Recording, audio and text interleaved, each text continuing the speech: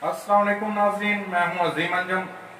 Techno hub के नए lecture के साथ हाजिर हुए हैं। आज का टॉपिक हमारा है एनर्जी। एनर्जी बुनियादी तौर पे क्या होती है, इससे पहले हम लोग पढ़ चुके हैं पावर क्या है और वर्क डन क्या है। जैसा कि हम पिछले लेक्चर में पढ़ा था कि वर्क डन होता है किसी भी जिस्म के ऊपर अगर फोर्स लगाई जाए और वो जिस्म फोर्स की सीमत में एक फासला तय करे तो उसको वर्क डन कहते हैं। फिर हमने पढ़ा था पावर। पावर क्या है, काम करने की शरह को पावर कहते हैं। उसमें हमने फिर पावर के कुलियात, तीन कुलियात जो है वो हमने उसमें साबित किए थे। पहला कुलिया उसमें था power is equal to I square R Ohm law से जब इसमें करंट की वैल्यू पुट कर दी जाती है। तो सेकंड कुलिया हमारे पास पावर का आया था बी स्केयर ओवर आर, और थर्ड कुलिया हमारे पास इसका आया था power is equal to V I. ये तीन कुलियात हमारे पास पावर को कैलकुलेट करने के लिए आए थे। नेक्स्ट आज का जो हमारा टॉपिक है बड़ा ही इंटरेस्टिंग है। एनर्जी क्या होती है और एनर्जी की फॉर्म्स कैसे एक फॉर्म से दूसरे फॉर्म में तब्दील कैसे होती है। बुनियादी तौर पे नाज़रीन, एनर्जी किसी भी जिस्म की काम करने की सलाहियत जो होती है उसको एनर्जी कहते हैं। इसमें हम कह सकते हैं कि किसी भी जिस्म के ऊपर पावर अगर लगाई जाए, कितना टाइम उस जिस्म के ऊपर या उस काम के ऊपर पावर खर्च हुई है, तो हमारे पास एक एनर्जी की मिकदार आ जाती है।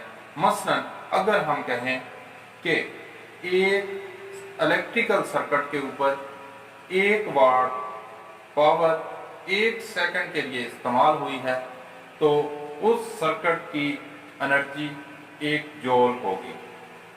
एनर्जी जूल्स में मापी जाती है बुनियादी तौर पे, लेकिन जूल्स एक बहुत छोटा यूनिट है। तो हम जब बड़े लेवल पे कैलकुलेशन एनर्जी की करते हैं या घरों में या कमर्शियल लेवल पे जब एनर्जी की कैलकुलेशन होती है तो ये वाट आवर्स में होती है या किलोवाट आवर्स में होती है। सवाल ये पैदा होता है कि एनर्जी को कैलकुलेट करने के लिए इसके फार्मूलाज क्या हैं। तो आइए देखते हैं इसके फार्मूलाज हैं क्या। बुनियादी तौर पे अगर एनर्जी की डेफिनेशन को लें तो एनर्जी की डेफिनेशन से हमारे पास अगर 1 वाट 1 सेकंड के लिए एक सर्किट से गुजरे तो उसकी एनर्जी 1 जूल होगी। तो इस तरह हम कह सकते हैं 1 joule is equal to watt 1 watt multiply by 1 second. तो इस इक्वेशन से हमारे पास आएगी एनर्जी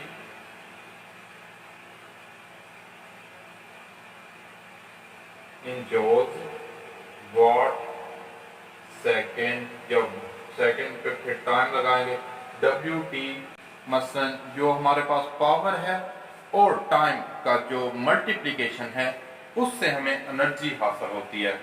फिर मैं रिपीट कर रहा हूँ कि पावर जो सर्किट में इस्तेमाल हुई है, इलेक्ट्रिकल सर्किट के अंदर इस्तेमाल होने वाली पावर और कितने टाइम के लिए इस्तेमाल हुई है, इन दोनों का मल्टीप्लिकेशन या इन दोनों का हासिल ज़रब जो होता है वो एनर्जी हमारे पास हासिल होती है। तो इस तरह हम कह सकते हैं कि energy is equal to W T, power ज़रब टाइम। तो अगर पावर के पिछले कुलियात को इसके अंदर पुट करते हैं तो हमारे पास एनर्जी के नए फार्मूला आते हैं आई स्क्वायर आर एंड टी। अगर पावर को बराबर लेते हैं आई स्क्वायर आर के, और अगर पावर को बराबर लेते हैं बी स्क्वायर आर के, तो तब हमारे पास बी स्क्वायर आर टी। और थर्ड फार्मूला हमारे पास आता है वी आई। अगर पावर को बराबर लेते हैं वी आई के, तो यहाँ पे अगर W की जगह पे वी आई पुट करते हैं तो हमारे पास वी आई टी आता है। अगर है एनर्जी का बुनियादी तौर पे यूनिट जूल होता है। 1 जूल जो होता है वो वाट सेकंड के बराबर है, लेकिन वाट सेकंड एक छोटा यूनिट है, तो एनर्जी का यूनिट वाट आवर्स या किलो वाट आवर्स रखते हैं। वाट आवर्स या किलो वाट आवर।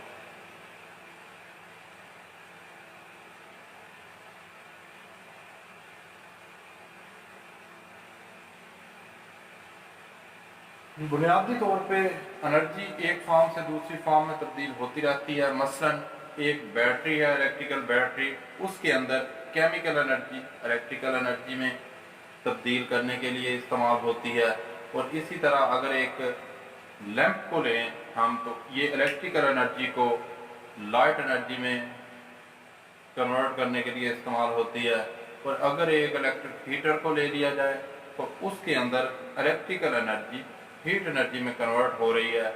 इसी तरह अगर हम एक जनरेटर को ले लें तो वहाँ पे हमारे पास मैकेनिकल एनर्जी इनपुट पे आती है, तो वो आउटपुट पे इलेक्ट्रिकल एनर्जी में तब्दील होती है।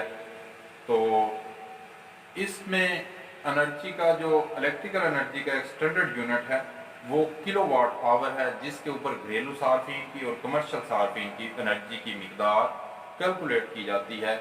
इसको ब्रिटिश थर्मल यूनिट भी कहते हैं। तो ये 1 BTU जो ब्रिटिश थर्मल यूनिट होता है वो 1 किलोवाट आवर के बराबर होता है। तो इस तरह हम अपने घरेलू सार्फिन की एनर्जी की कैलकुलेशन भी इस कुरिये से हम कर सकते हैं।